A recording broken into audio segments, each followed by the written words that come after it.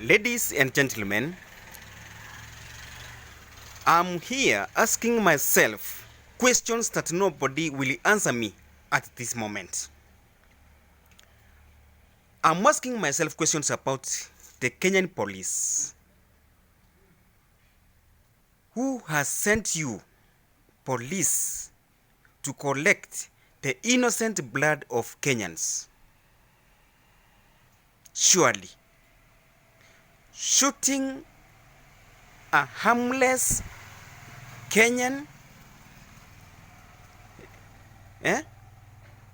who is struggling to get just a meal on the table for his family.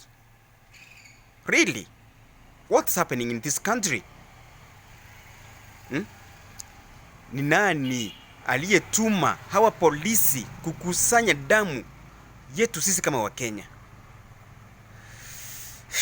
Inauma sana sana sana kuona kwamba damu ya Wakenya wasio na hatia inazidi kumwagwa na Rais William Ruto haongei chochote. Ingawaje polisi wako na nafasi yao kama